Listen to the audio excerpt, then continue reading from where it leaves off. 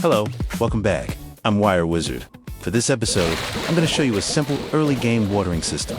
This system is expandable and will depend on how big you want it to be. As you can see in this demonstration, with only 2 water pumps, we can water well over 100 soil plots in just a press of a button. We will be going through every detail of how to build this, so don't skip a second. And even if you already know how to build this, stick around and you may learn a thing or two. Now let's get on with the tutorial. First, we place a piston, then a metal block. We use a metal block because of its low friction and durability. Then we add more pistons and metal blocks. The amount of pistons will depend on what size you want your farm to be. And also, if you have higher level pistons, it will require less. You can place a temporary switch just to test if you place all your blocks and pistons correctly. Be sure to set your pistons to the max during testing. But this is not needed if you know what you are doing, because we will be using a controller to get our required length later. We then place a 4-way T-piece and place 2 low friction parts on each side. This serves as the guides of our piston so it does not fall apart. We then work on the bottom section of the system. Using a T-piece, you align one end facing you and one end going down. We place the sensor on the side facing you.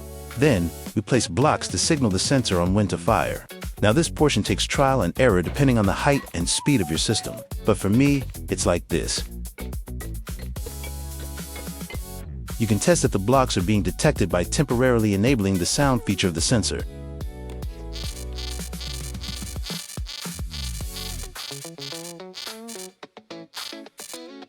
Now we go back to the bottom.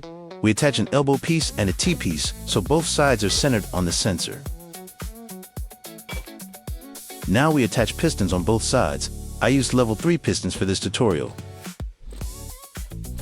For this part, you have 2 choices. You can either use a water pump or a vacuum pump. The vacuum pump requires you to collect the water manually, but if you have unlocked the water pump already, that'll work best for this setup. When setting up the vacuum pump, make sure that the arrow is facing down so it shoots water. Now for this tutorial, I will be using the water pump, but wiring the vacuum pumps will be the same as well. Now, find a well-protected spot and place your controller and your switch. We wire this switch to the controller and connect all our pistons into our controller.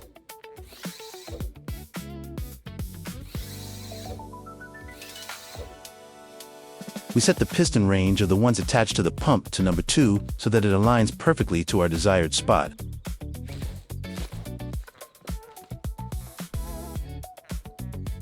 For the first column on activation, we set all our pistons for extension to their max length.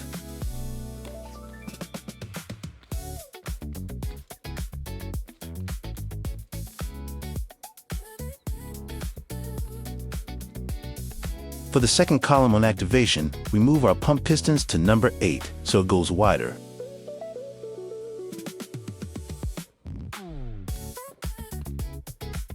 I aligned it here intentionally so it perfectly waters 2 plots per shot. For the third column on activation, we move the extension pistons to the minimum length so it goes back and waters the unwatered plots. We basically set up the next column in the same pattern as we did the others. Now let's set up the water pump. I will place a temporary light so we can visualize what is happening and when the water pump is firing. For this system, we only need 1 logic gate set to end. We only need to attach the switch and the sensor to this end gate.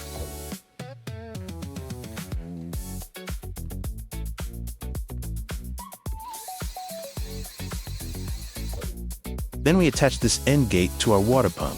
But for this demonstration, we will attach it to our temporary light so we can visualize what is happening when we test the system. When you test it, it should look something like this. Each light flicker you see represents a shot of water.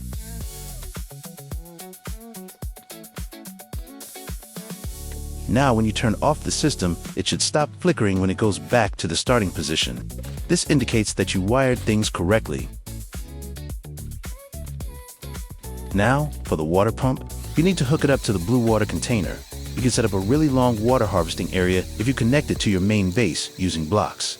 But warning, if these blocks are destroyed, this also disconnects your water pumps from the blue containers. So make sure that you use blocks with decent durability.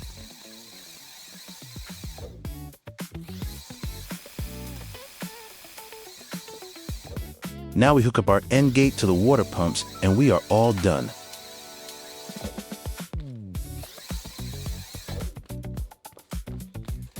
Here is the final test of the watering system.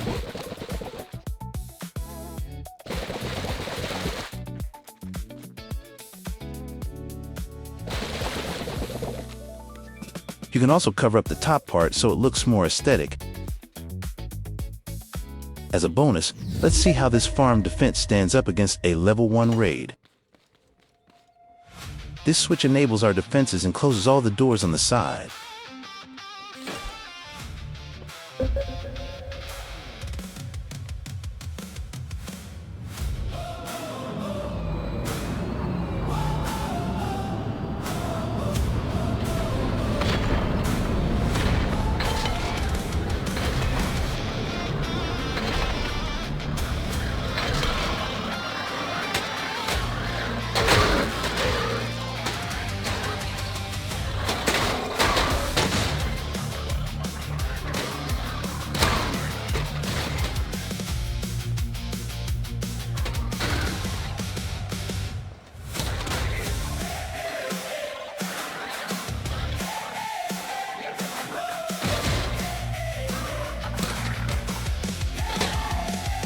Anyways, if you guys think there's a better way to make a watering system or farm defense, be sure to leave a comment down below.